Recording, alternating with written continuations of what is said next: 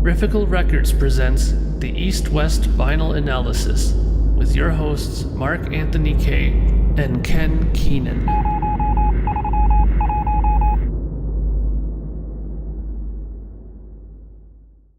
Greetings everybody and welcome to episode number 14 of the East-West Vinyl Analysis. We are back. It wasn't nearly as long as last time, but it was starting to get a little long again. But of course, many things got in the way as usual. Up here in Canada, we are getting torrentially snowed in as usual. We just finished a huge snowstorm the other day, and we now, after shoveling for the last 2 days, I just found out in the news that we're going to have more snow again on Saturday. Wow, isn't it great being a Canadian? So, I am joined with my good buddy and friend, Mr. Ken Keenan, who is in a weather system that is much more friendlier and forgiving in terms of not having to go out and shovel. But Mr. Ken, how are you doing, sir? I'm doing good, Mark. Yeah, we've been getting a lot of rain, but today is a day off from rain, so it's okay.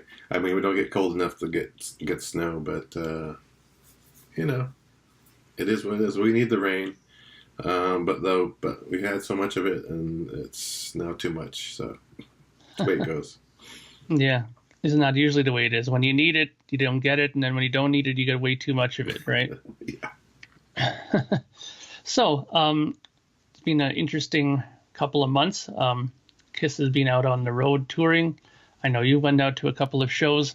They'll be heading out to my neck of the woods very soon. So I should be heading out to see them very shortly, and looking forward to that.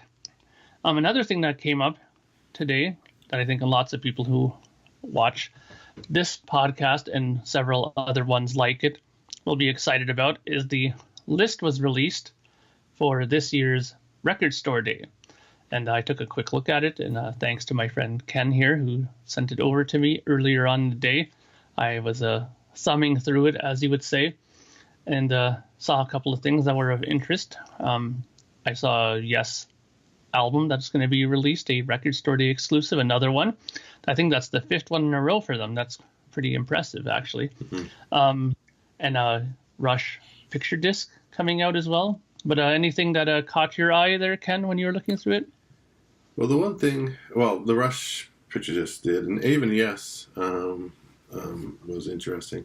But the thing that caught my eye was Billy Joel live at Carnegie. Yes. And that's in 1977. And that's never been out, released, officially or whatever. So it's a 2 LP record store, day release. So I think it's exclusive too. I want to say it's 4,000, maybe 5,000, but somewhere around there that they're going to produce. But I'm looking forward to that one.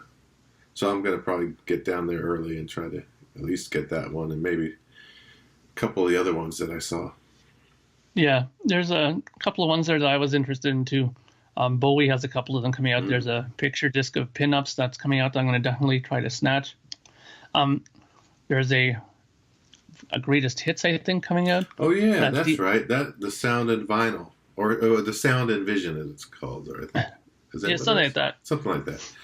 Something like that. It's coming out. I'm interested in that. But the other thing that they putting out that I'm thinking I'd love to get, but it's going to be probably very difficult, is that song with that they did in a movie for that has the Rebellion song on one side and then Just a Gigolo on the other side.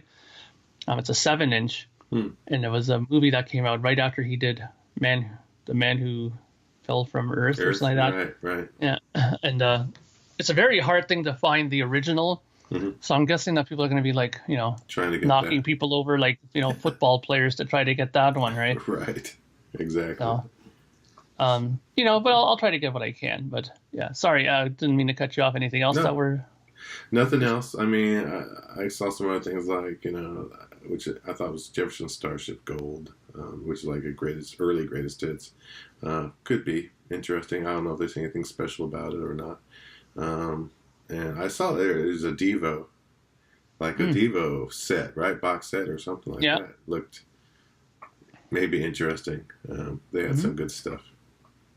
The one thing that kind of caught my eye that made me do the old hand to the forehead was yet another variation of Mr. Ace Frehley's Spaceman yes. is coming out. Yeah. Now we're having the picture disc edition of it. I think people like our good friend Steve Wright from the Pottered in Hell podcast, he has yet another variation to get. I think he has every single one of them that has come out. So I'm guessing he'll probably get that one. But I don't know about you, Ken, but I've only just stuck with one. I only have the silver version of it. Yeah, that's the one I have, silver. The other one I got, if it was Kiss, maybe I'd buy every one of them. But he's a quarter of Kiss, or was a quarter of Kiss, I guess. Mm-hmm. I don't get everything. I'll get one of his at least. That's what I usually do. Yeah. So I mean, I was looking at one point for the orange indie record store exclusive one, but I could never find it anywhere. So, but but that's not what we're here to talk about today, friends. Today we're here to talk about a very interesting topic and a very good topic that my good friend Ken came up with. Today we're going to be taking a look at album oddities. Ooh, like what kind of oddities are we talking about? Maybe alternate album covers, alternate track listings for records. Like a record comes out one year and then maybe a year later something's gotten changed on it, the cover, or maybe something came out and let's say for example the Butcher cover, that album came out originally, and within like who knows, maybe within a few days it was completely pulled. Mm-hmm. And a new album cover was made very quickly and put out. So there's a kind of a example of that. I'm very sure none of us have that because I don't have a. I don't. No. I'm not made of gold. So, but yeah. I'd love to have one too. But maybe one day maybe I'll stumble upon a garage sale somewhere and some guy will have the other cover on top of it still, not realizing that there's a Butcher underneath. Peel it off. Yeah. Exactly. Yeah. Carefully. So today we're going to be taking a look at 3 different albums that are oddities. Now, the way we usually start is we ask each other who went first last time, but you know what? I came up with a decision for this permanently. Oh. I will always let my good friend Ken be the first to go up. This makes it a lot easier to remember, and let's just go that way. We'll let my good friend Ken go first, and he will present. You're just saving the best for last, then. I see. Well, no. I mean, if you want to go last, you can go last. I'm joking. I am joking with you. No, that's fine. I will go first. All right. So in keeping with that, I guess that record store day thing where I said I was interested in the Billy Joel live vinyl, I am bringing out. And this is I got to explain the oddity, of course, of this. But first of all, it's Billy Joel's first album, Cold Spring Harbor, 1971. He had hair there, folks. Actually, long hair and a mustache, even, huh? So, and he's down there at this harbor. That is the Cold Spring Harbor that this picture was taken at, actually. Well, this is the original release, which was on, and I'll pull it out here, Family Productions. And the deal is, I can't really place that. And actually this one, is a promotional copy. Of course.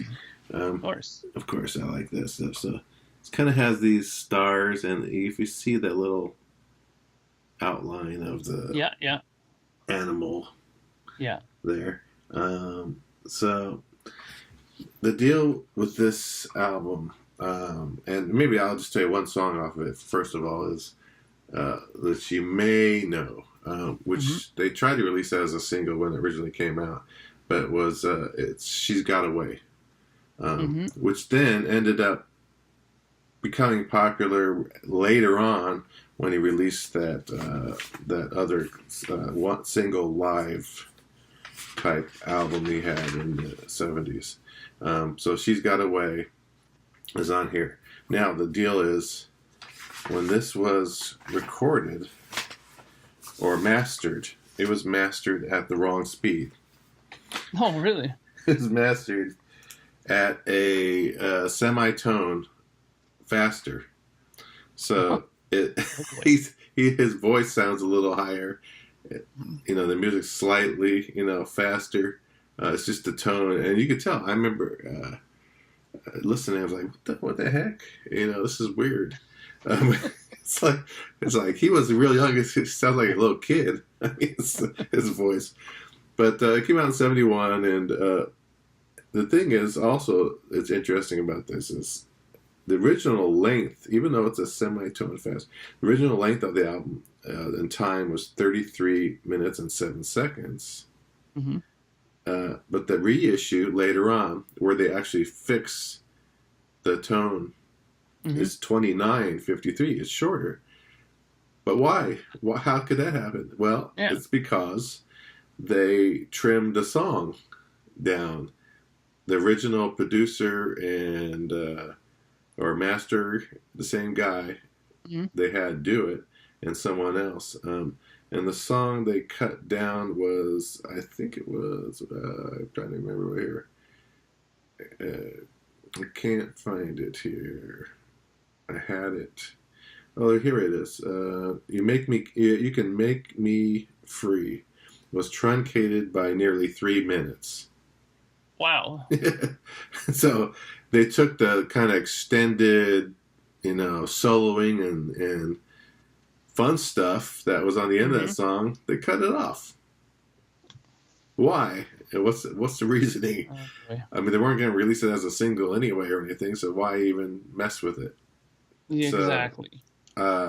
So that is that. Now the other thing here, I'll just pull that. About that is here's the repress of it. Looks like the same thing, but the other thing they changed. The whole other thing they changed is, I don't know if you can see. You see the picture is a little smaller. Yeah, there's more of the background in the original. Yeah, here's on that side of the album. You can see more. They cut it off. Yeah, you can see his hands cut off at the bottom here. Mm-hmm. So if you look at this one, oh look, he's got hands. Pocket pool there. Yeah. So, so that's the repressing, and again, guess what? This is a promotional copy.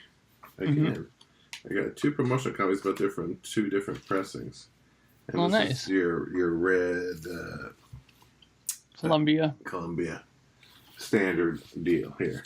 So I tell you, you kind of wonder how things happen, but I actually took the original one, and on the turntable, you could slow the pitch. You change the pitch, and I can change the pitch and make it sound right for me.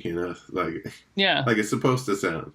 Do it myself. Of course, all turntables back then didn't have, or your basic turntables don't have the speed or whatever adjustment, so you couldn't do that kind of thing.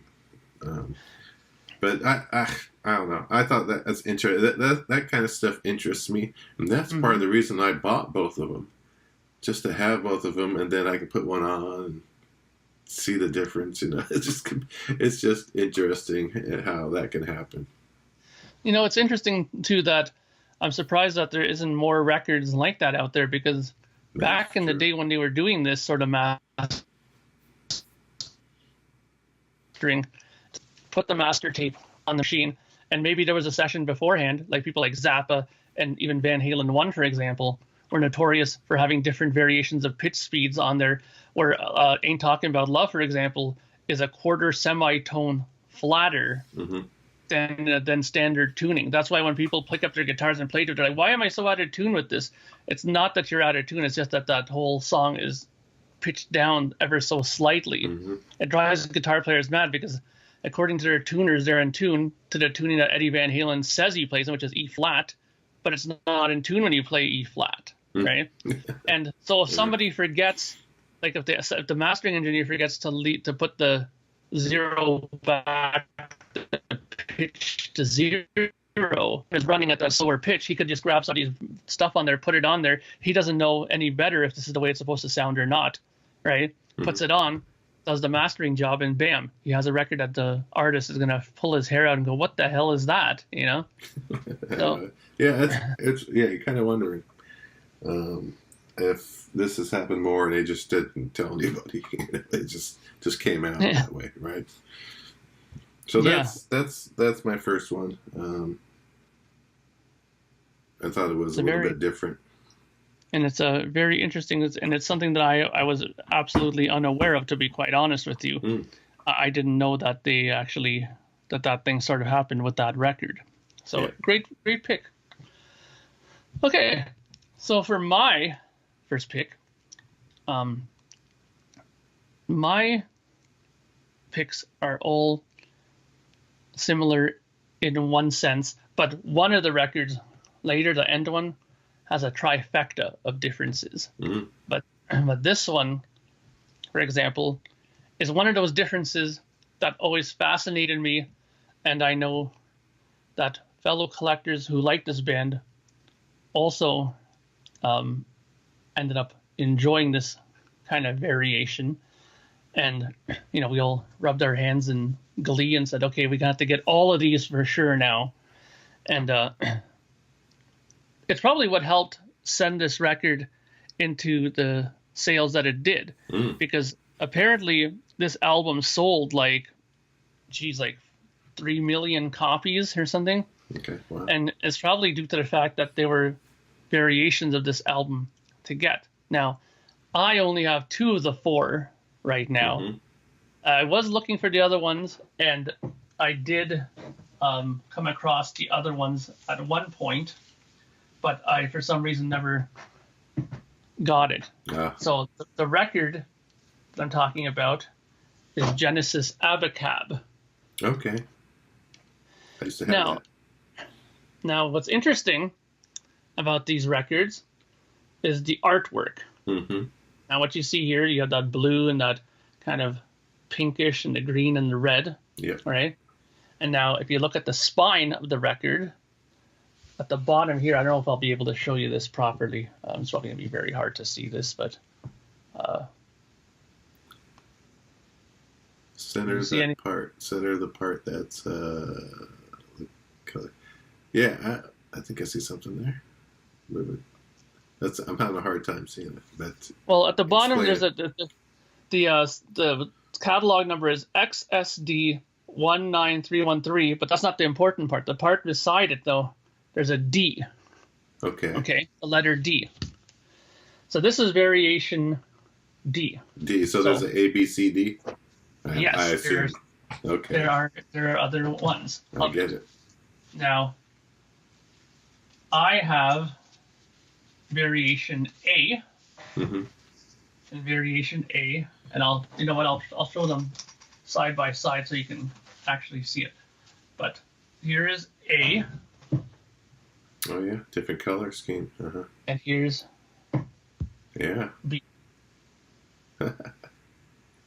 Okay. Yeah. And now even on the back, that one has the pink on the back, and this one like a red has the red on the back. Now, hang on, I don't want to mix this up now. Okay, so that was A here. This is D here. Okay. So, it's funny that they make album covers like this, because I was always kind of wondering why they did this. And I was looking and looking everywhere, and I couldn't really find any sort of information on why this happened. But I heard 2 different stories. Okay. One is that they did it on purpose because the guys in the band liked different variations of the color. The one guy was like, no, I like it this way. I like it with the red on the top. And, Phil Collins maybe said, no, the green has to be on the top. You know what I mean? So they were always bickering about it. So the guy probably said, okay, guys, hang on. What if we just release it and use all 4 on there and, release them all and people can just get all of them? And they probably thought, that's a brilliant idea because we'll sell 4 times the records. Yes. You know? Yeah. So that was one story I heard. And the other story I heard is almost has a slight Kiss connotation to it in a sense, because I heard read somewhere that what ended up happening was that there was a color mishap in the printing, Okay. that it got incorrectly printed. And when they kind of caught on to it, they made another version of it. And then the idea came to them after, well, now that we have 2 different versions, why don't we just make like a couple more and really like make it artsy fartsy? You know what I mean? Like let's have it. So that's very different versions of it. So which one is correct? Who knows? I'm going to guess more that it was maybe to do with the band, I think. I'm guessing because, you know, at this time, it's not unlikely, you know, it's not unlikely that there could be a printing error. But I think that, you know, by the 80s, most record companies were kind of on this kind of stuff and wouldn't let that kind of stuff slide, I don't think. So I'm guessing it has more to do with the band, I think. Yeah, you're probably right. Just thinking that, and lots of times if it's a printing error, they just let it go. A lot of the time they let it go if it's nothing too harsh or that's messed up. Yeah, and like you said, the Kiss thing where, you know, they had the rock and roll over teardrop type thing. Yeah. A club pressing. It just happened. I mean, no one, I don't think, attempted to pull it or anything like that I know of. Like, oh, you can't have that on there. It's messed up. But it actually looked okay. I guess if it didn't look okay, they might have pulled it. You know, if it was like that blue was over a different area than where it ended up, it probably would have been okay. So that's interesting. Yeah. Yeah, but you know what I find interesting about that, though, is that seems to me, though, like a very, very perfect teardrop. You know what I mean? Like, that to be a printing error, it would look kind of, I would think that it would look kind of odd. You know what I mean? And just for the people who are kind of interested, here's the... Oh, yes. So, did they match now, I guess that's the question, is the inner labels, are they the same labels, or are they matching to the colors of the album cover? I will tell you in 1 second, because to be honest, I don't remember. You would think, and if they did, you know it's intentional. That would tell me it was intentional, if they did that. I think you're onto something, because, okay, now take a good look here. Now, let me just make sure that, okay, well, hang on, let me just make sure before I, oh, no, okay. It's not, because if you look here, this is side A. Okay. Yes. Now, if I pull out side A of the other one. Side A of this one. Looks the same. It's exactly the same. Okay. Right. Now. So, from that standpoint, are any of those covers matching any of those labels matching cover A or no B or C or D? No, those colors don't match any of them. No, I was looking to see if that was the case, but it's not. It's like the center label is kind of its own thing. Okay. You know what I mean? Okay. So, but I'm convinced though that this is something that they thought was just a good idea based on the fact that, you know, more versions for people to buy, because, you know, people like me who would love this kind of thing. If they're a big fan. Yeah, and are big fans, we're going to go buy it, right? Yeah. Interesting. So that's my first selection. That's cool. And you know what? There's been other ones like that. I mean, for instance, I know there's some other albums that have done that, you know, like, you know, the Rolling Stones, Some Girls, right? Yeah. And the Police and Synchronicity. That's had a good one, the bars, different colors. There are so many variations. There is a lot. There's a lot of that one. Yeah. Yeah. I was thinking about showing that one, but I only have 2. I have one of that, which is that, you know, the translucent purple one. Yeah, that's what I have too. Yeah. And I have a record store club one that's a solid black one of that. But there's one that's really, really hard to find apparently. There's like a really distinctly different cover one. It's rare, huh? Yeah. I forget. Yeah. I know there is one too. Yeah, you're right. I'd love to find that one, but it's whenever you see it on Discogs, it's like, I require your kidney for you to buy that. Right. Yeah. It's too much. Too much. Yeah. All right. Well, that's a good pick. That was interesting. Yeah, All right. I like that. What's Yeah, those kind of things happen. It's interesting. You don't know why. Never have a straight answer on some stuff. You know? Yeah, no kidding. It's like the band doesn't even know. It's like, what? All right. So my next choice is, this is probably not surprising, is it's the first album for Kiss. Mm-hmm. Okay. This is still in the thing here. The deal about this, this came out, this issue here, it came out in 74, and it's the original album. It did not have the added song of Kissin' Time on it, which is added shortly after they released it, because they thought, we need to try to get a hit single here, and you guys going to record, you guys are going to record the song and try to make it a hit, and we're going to promote it and whatnot, right, with the kissing contest. Yeah. So that's the first album, and it was an NB9001 catalog number, which is interesting too. That's the other thing that's interesting about it, is catalog number is NB9001. Now, after that, there was another pressing that had NB9001. But the thing is, this one has a hype sticker on it. Okay. But this one says Kissin' Time, Strutter, and Nothing to Lose. Right? Yes. Okay. Correct. Well, if I look at the back of this album, it does not list Kissin' Time on there as a song. So maybe that's why they put it there, right? Yeah. So if I look at now the vinyl of this one here, I'll pull it out. It's the blue label, Casablanca blue label here. Mm-hmm. And which side is which here? Strutter. So Kissin' Time appears normally on side 2, number 1, and it's there. So it is there. So this one does have it. And there it is. Sir. Yep.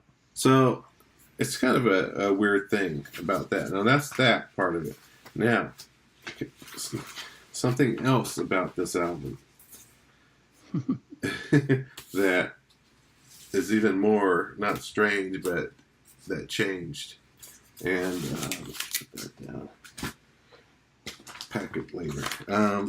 So later on, in a repressing, in 1985 pressing of the album, and here it is here, same thing, at the barcode on it. It does have Kissin' Time on it. It's listed as the number 1 song.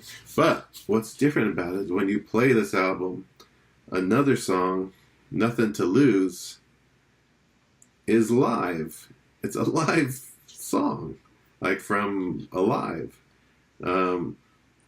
So what happened there? Why did they put Nothing to Lose, a live version, on a Kiss studio album when it was perfectly fine the way it was? And it kind of stuck out like a sore thumb, because you put it on, you got the studio, Strutter, then Nothing to Lose, but is live. Why is a live song coming on? And then the rest of it's studio. It's only one song live. It doesn't make sense. So I haven't ever gotten any real straight answer, but the thought is that the keyboardist, this is one of the stories, is the keyboardist, piano player. The piano player, yeah, that played Bruce Foster is his name. Which, if I get this right, he was in a band with, is it Richie Sambora or the other guy? I'm thinking of the other guy. Anyway, before Kiss. Anyway, so he plays piano on Nothing to Lose. So they think, well, maybe there was some royalty kind of thing issue going on, and to resolve that, since they're repressing it, let's just take his piano off of there by replacing it with the live version of the song. Now, I don't know if that's true or not. I don't know. Actually, that is the story that has been said for a long, long time, and actually was the rumor was squashed, though. If you listen to Three Sides of the Coin interview with Robert V. Conti, he talks about this, what happened, that actually, in fact, it was put on there knowingly. He said that because he was there going through the vault with them there, and he said that those guys that were talking about it said that they did, in fact, put it on there. I can't for the life of me remember why. It almost sounded like, from what I remember, and I could be wrong about this, but it almost sounded like it was put on there almost like a joke, that they were compiling this reel together, and they put it on there almost like a engineering, like, nuck joke, that they put that on there, in there, and they ended up using it. Now, I could have misunderstood what he said on that, but I know that for a fact that Robert V. Conti actually tells why it happened, and it didn't have to do with that. When you said that, talking about that, I think I remember them talking, about that.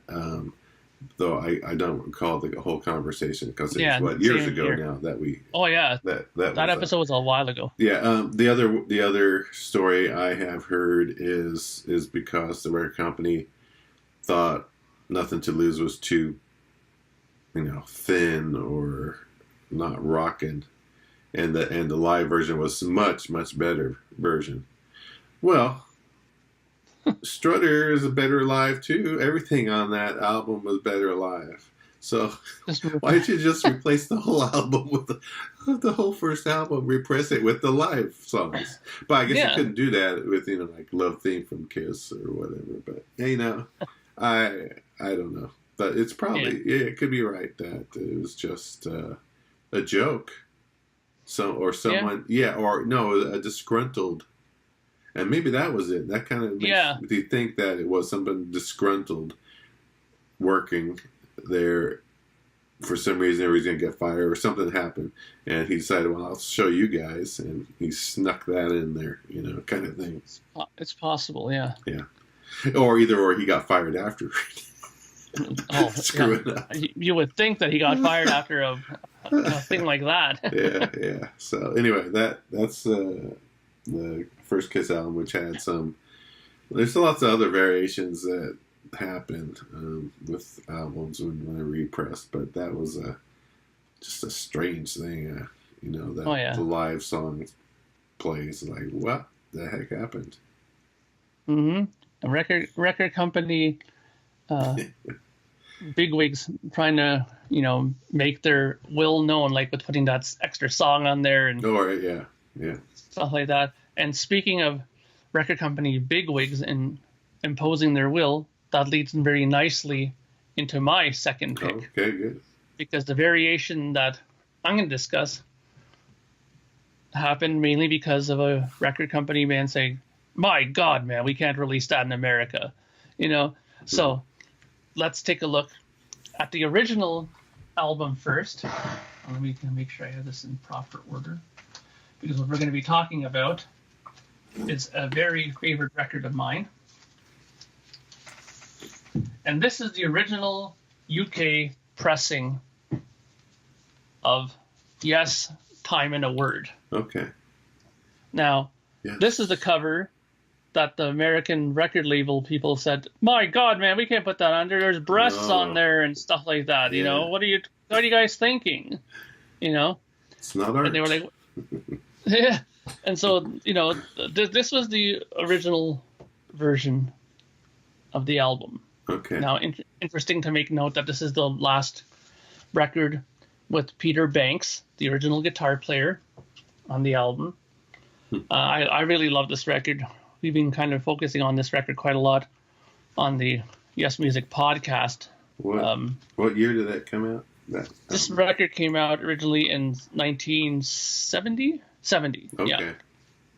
This is in the 1970. The first Yes album came out in 1969. All right. This is 1970. So, you know, the big wigs in the record label were not impressed, to say the least, with this record. So they ended up in quite a few markets, including Canada. They made an alteration. Oh. It's quite an alteration.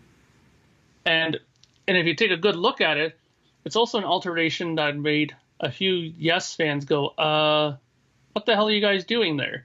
Because if you take a look at the back, it's the same back. It's a different member. And Peter Banks is here, but in this nice red Hawaiian shirt is a newly added Steve Howe to the band, who didn't play a single note on this record. That sounds familiar. Yeah. So, for whatever reason, they decided to use this image to replace the one with the boobs on it. And this was the one that got released in other markets, mainly in the United States and in Canada. The interesting thing too, on the British one is it's on the standard Atlantic. green and red Atlantic, right? And another difference here we have when we're talking about variations and stuff, this version of it that came out in Canada came out on the Atlantic red label. Now this is the hard one to find, because this when you see that label on here, that means you have a first pressing. Okay. So that is a Canadian stereo first pressing of Time and a Word. Now, there's even one more thing I'm going to show you about this record. This is what I was talking about earlier, about the trifecta of differences in the albums. Let me just put this back really quick. You don't want to fool around with first pressings, you know what I mean? So, put that back. Now, in another country, Yes was doing very well. And when the record came out, they were very hot on getting the album released as well. Now, I'll give you a clue which country by saying this. Yes, we need the album in very soon. Please, Mr. Record Company man, we need the album right away. So in Germany, they wanted the album right away. So, and they didn't have anything ready for it.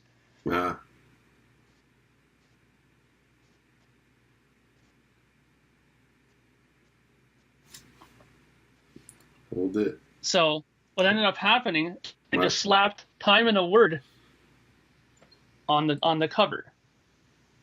And the back of it is completely different. Okay, it's completely different. Okay. And what's even more completely different about it is the song order. Was it different? And it is different. Majorly different. First of all, the first song there says no experience necessary. Yeah. The actual correct title is No Opportunity Necessary, No Experience Needed. That's the correct title. Is it their translation maybe? They got lost in translation from the German. Yeah. Interesting. Yeah. And song number 2 and 3 on side 2 are incorrect in spots. They were flipped. Okay. Wow. and another thing that's on there, if you take a look at side 2, can you see that? The first song there says Dear Father, right? Dear Father. Move it to, keep moving it over a little. But there you go. Yeah, Dear Father. Yeah. That was a single that only appeared as a single in America and Canada, never was put on this album. For whatever reason, they removed the actual song The Prophet that appears on the album and replaced that song with this, with the Prophet. They replaced the Prophet with Dear Father. Wow. Yeah. And another thing that was really interesting too about this is that and this is total like nerdism by this point now. Yes. That the stampers that were used were flown in from America. They were not even their own ones. So what was really strange about it was, how did they have this version of it? They were obviously sent the wrong stuff, because the American version and the UK one didn't have this version. They didn't have that order. That's weird. So it was probably just a variation of the album that they made, and like how what I get, like when I get my test pressings, I listen to it and I say, okay, good or bad or nay or yay. They probably got theirs and said, nah, we don't like the order of the songs. Flip these two songs, and let's get that Dear Father off of there and put the Prophet on there instead. And they ran with that as the proper one. And then when the Germans are going, please, sir, send us the stuff over, they probably in a hurry just grabbed the wrong stamper and send them that. And this is what they stamped out. Wow. Now what's interesting about that too is when Record Store Day happened last year. Yeah.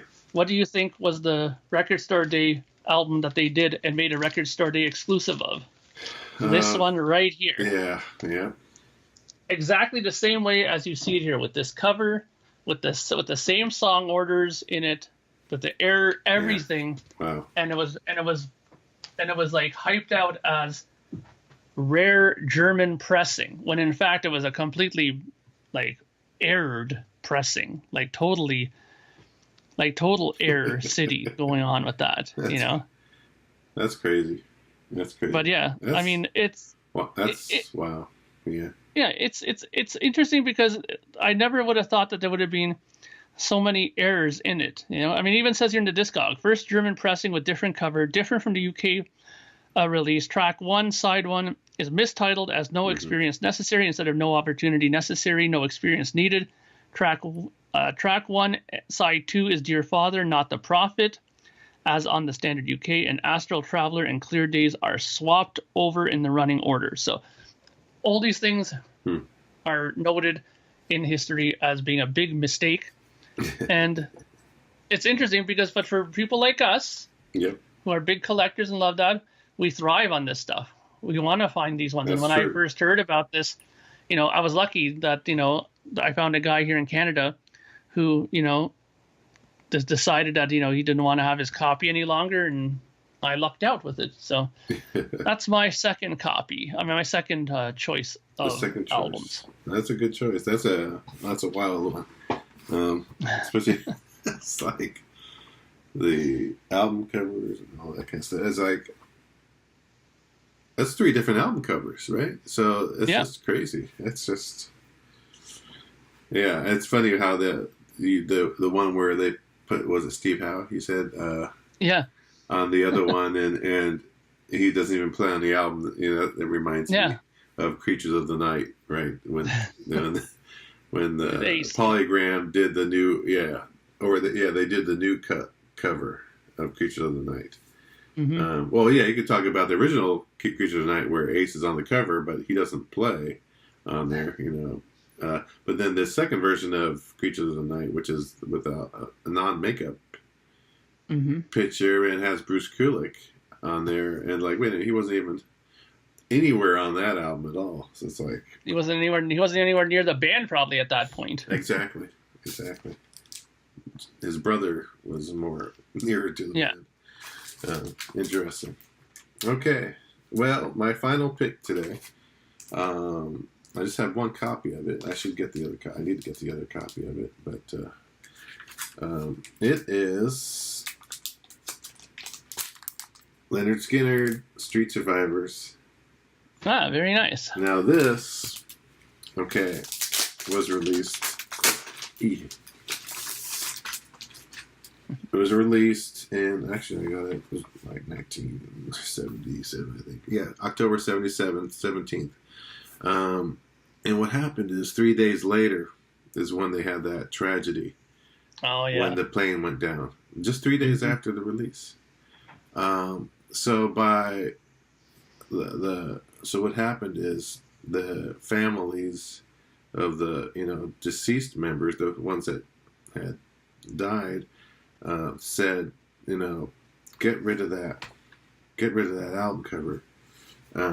We don't like because of the flames, because they probably died in flames, and they didn't want that out. So record stores pulled the cover and sent it back, whatever they had left. So you can still find this pretty easily. So because so many were produced when it was just put out, right? But what they did is, I don't have the other album cover, but I do have the picture. So if you just, what they did is they put it back out, but they used the picture that was on the back cover as the front cover. So this picture here of them all standing together became the front cover. So there was no flames. It was just pretty basic and plain.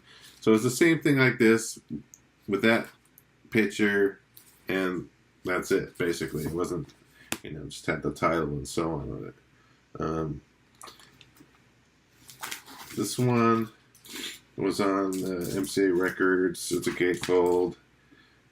It's a great it's a great album. I mean, even though they had put out a few already, number albums, they were still going pretty good. This is kind of, I would call it almost like a comeback album, because it was better than the prior album too. It has, What's Your Name on it, That Smell. What's your name, little girl? Yep, I Know a Little, You Got That Right. Mm-hmm. I mean, the whole album, even the songs that you haven't heard as hits, are really, really good songs. It's a really cool, thing to have. I was going to get the other one, the alternate, which is just the other cover. So the other thing I was going to say, because I forgot to say about the Billy Joel album, is the story goes, whether it's true or not, is when Billy Joel heard that album, when they gave it to her, heard it, he hated it so much that he ran outside his home and threw it down the street, threw the record down the street, just chucked it, because he was so pissed off about it. So I forgot to mention that. But I could just imagine, though. It's like you put it on, you know your own voice and what it was supposed to sound like, and you put it on and you hear it like a chipmunk sound, whatever. It's like, oh my gosh, that's horrible, though. But yeah. Oh man. But Leonard Skinner, Street Survivors, it's just a good album, even though it's collectible in a way because of the flame thing and being recalled. It's just good music on that one.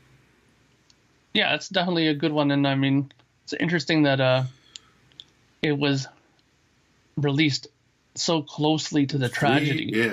3 days later, they had the plane crash, and that plane was used by like Aerosmith, I think, before them or someone else, and that supposedly it had a lot of problems. It's just, oh man. And it's interesting because there's a history of those kind of things happening. Not the plane crash, I mean, but those kinds of album things. Like shortly after 9/11, Dream Theater had to recall their live album, Live in New York, Scenes from a Memory, Live in New York, because they had a picture of New York City with the Twin Towers. But there was fire all around it too. Wow. So they had to pull it because of that imagery. And I mean, obviously, they had no idea, obviously, that something like that was going to happen. So it's just one of those ironic things that just happened, right? Yeah, another thing I would mention is, in kind of going back and looking at researching this, they're making a movie, I think, about that crash and the whole thing, landscape, from the viewpoint of Artemis Pyle, who survived, I believe. Yeah. Oh yeah. So from his, view, perspective, they tried to started it, and the families or someone were fighting it from them trying to make it, but then the court overruled and they said they can continue making the film. So that'll be coming. I don't know, maybe next year, I would guess. It'd be interesting to see, though, what his perspective on it was. I mean, I'm sure it would be something probably tragic. Difficult for him to talk about, you know? Yeah, pretty tragic. So, you know. Yeah.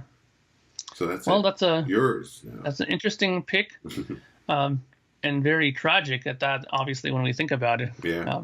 Rest in peace to those guys, obviously, who were involved in it. Now, my last one is going to be a bit of a doozy. Uh-oh. Let me tell you, you thought the yes one was bad. Woo! we're on a interesting one now. So this album had no more than 4 different album covers. Okay. And all of them were for different reasons, and all of them have a bit of a story to them. Mm-hmm. Okay. So, what could it possibly be? Well, let me start with the first one. Now, this album, this first version of it, was the US version. Came out first, ironically, before the UK one, because it's a UK artist. Oh. Okay. In fact, I think they said it's, let me check my notes here. Originally issued on Mercury in the United States in 1970, this album had sported a number of different covers, though the official one is now considered to be the cover from the UK in 1971. Okay. But this is the first one that came out, and this is the US version. We're talking about David Bowie, the man who sold the world. Oh, okay.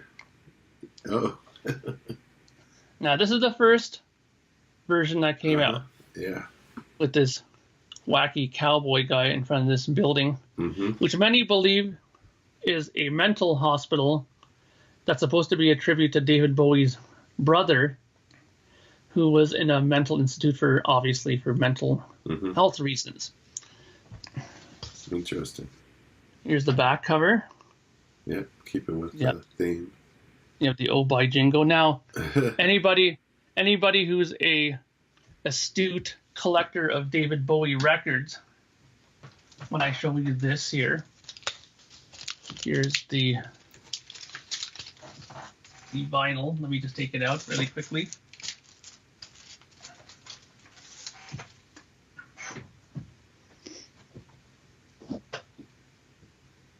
Okay, yeah, Mercury. Oh, that's an older Mercury label. Yep, I have one of those. Yeah. Yeah. Now, the first thing I know that people are going to be saying out there is the etching stamped or is the etching handwritten? Is it you know? And they're going to be saying that because this album is one of the most widely counterfeited album in the David Bowie catalog. Oh, really? Yeah.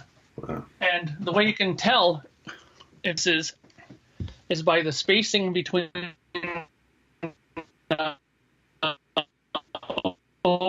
by in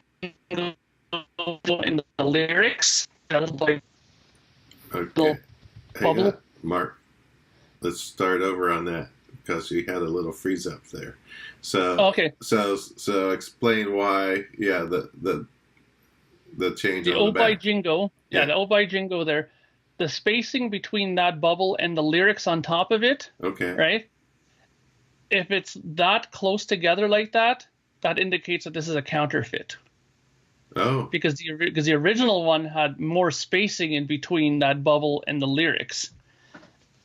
All right. And also, the actual album itself, all the information on it was stamped and not handwritten on there.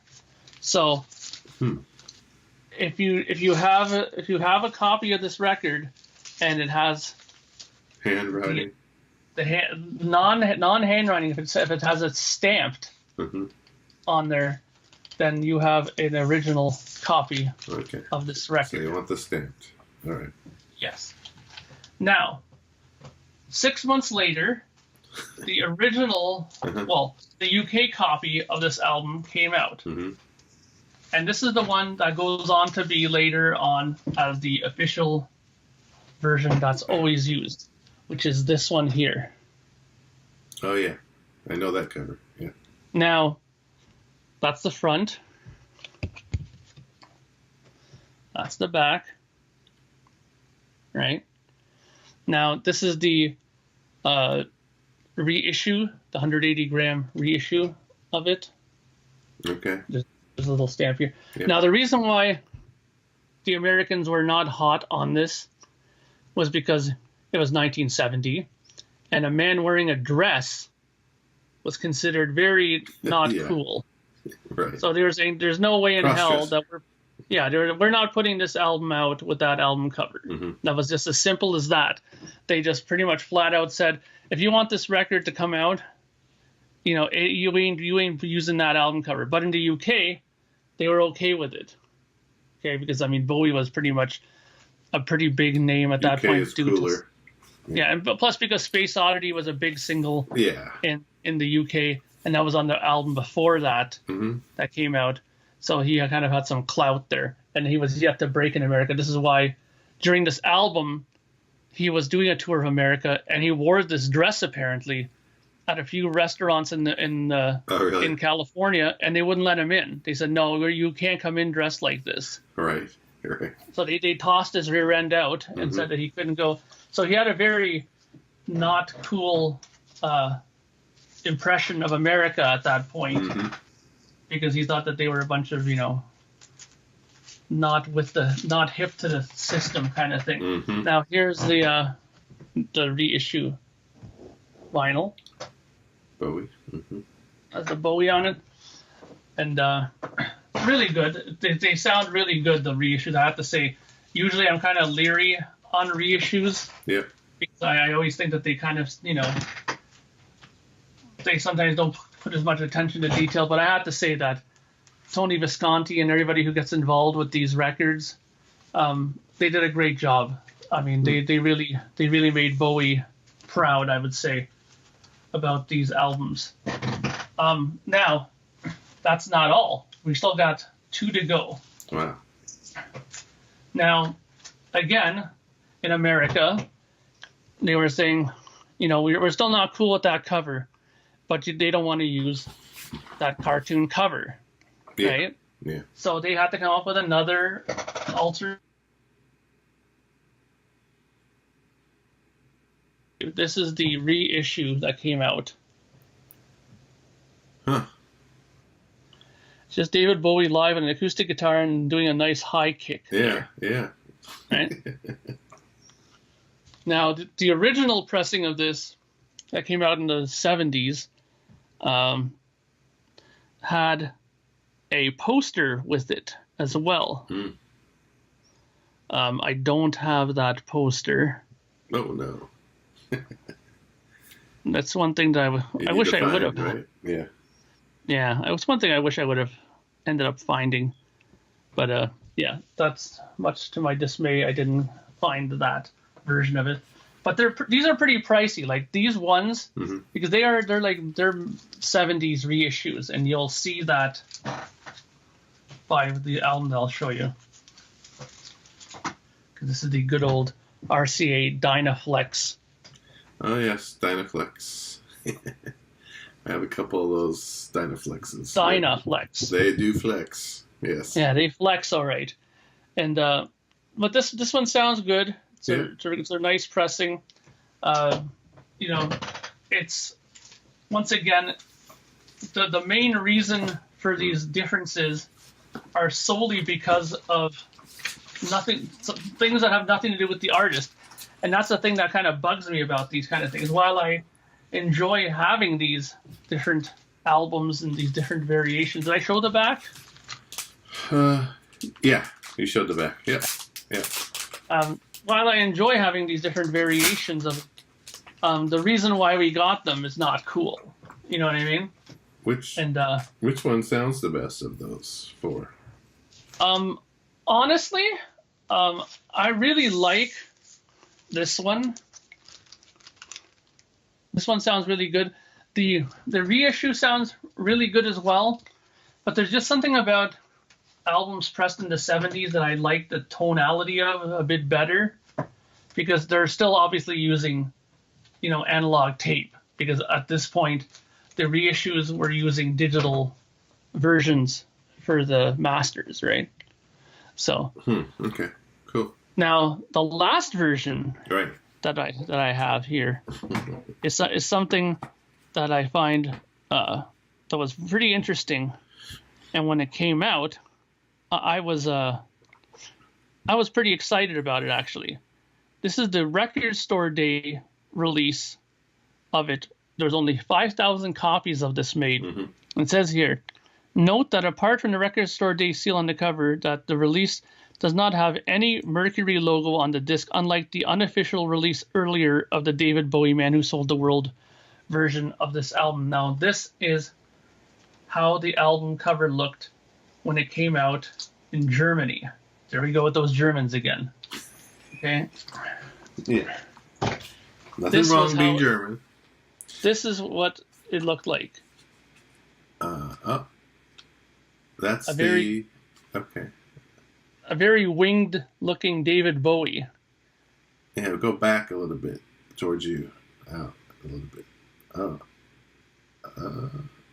Okay. Yeah, that's it. That's kind of, it's different. Definitely different, and the back is much different too. It was just a kind of pretty plain on the back. Yeah. It was just But it's funny, being that it's a picture disc. Let me see if I can just take it out real quick too. I'm usually not big on picture discs. I'll get them strictly from a collector's perspective, not really from an audio sound perspective. Yeah. But believe it or not, this one actually sounds really good, actually. Yeah, I kind of wonder about that. The new ones sound maybe better than those. Okay. There's the backside. Like the new ones they do a different process, maybe. I think they still do it's still a picture, right? But maybe because of it being like a 180 or a heavier. It definitely is heavy, this. It may be heavier than the original picture discs that they used to make in the, back in the day. Yeah, because I kind of wonder about that too. Like, for example, do you have the original Kiss solo album picture discs? How are they in terms of, are they flimsier compared to the later ones? Or? I didn't compare it to that new one. They weren't flimsy because they're already kind of thicker, but I kind of, it was Lilith, so I don't know how they. Well, the Lilith one, I have an Ace Frehley of the Lilith, and I thought that one didn't sound too bad, but I was always curious how it was in comparison to like the actual 1978 pressing ones, that came out. They weren't flimsy. I have actually, yeah. It's fun. It's funny you say that, but for instance, this is one of them, but I don't recall. I mean, they're probably not as thick as the, originals. Yeah, that's the Lilith one, right? This is original because you can tell by. Oh, is it? Yeah. Okay. The white is kind of faded. It's kind of yellow. More of a, what do they call it? Whatever it is. Sepia. Yeah, sepia. Color almost. It starts to yellow a little bit. Mm-hmm. It's almost like an aged picture. Okay, yeah. But anyway, I think the new ones, they probably do make them sound better. I was thinking of getting that, there's a Judas Priest one, I think, and ELO, that are newer ones, and hopefully they sound good. I might try it. Mm-hmm. So continue. Well, yeah, so those are the 4 variations of the David Bowie album that I have. And again, they were all made for reasons that have nothing to do with the artist, which is always the thing that kind of bothers me, because you'd like to think that an artist has input on his work, right? Yeah. But, again, I think that the black reissue cover one is the one I like the sound the best. Then I would say for sure the 2014, I think it is, a reissue that came out sounds really good. And then the counterfeit one is a little dodgy in spots. It's a bit crackly. Yeah. But whatever. Which I mean, is that's expected for mainly just to counterfeit. have. Yeah. Yeah, and it's also mainly to have because of that cover, right? I wanted to have Right. that, right? And the picture disc is surprisingly good. Surprising for a picture disc, I have to say. It really sounds good. So That's cool. I'm happy about that. So Good to those know. are our 3 albums that we've shown, and we had obviously very much variations to talk about and different things that happened. We had different track listings and different situations behind them all. So for all you out there, what are your favorite type of variations? What do you have in your collection? Put your comments in the comment box below, and I'm sure me and Ken will check it out and comment about it. And I really enjoyed this one. I thought that we touched on some very interesting bits of history. Cool stuff. And looking forward to the next episode, which I'm sure will not be as long again. Hopefully things will be more smoother now. The snow will be going away more now as it becomes closer to spring. I'm just, maybe about a week or 2 away from getting my record finally in my hands to send out. So that bit of time will be freed up again. So looking forward to the next episode. I'm sure as you are as well. Yeah. So, and so on behalf of myself and Ken Keenan, we thank you very much for watching this episode. And we'll be back very soon with the next episode. And take care out there. Bye for now.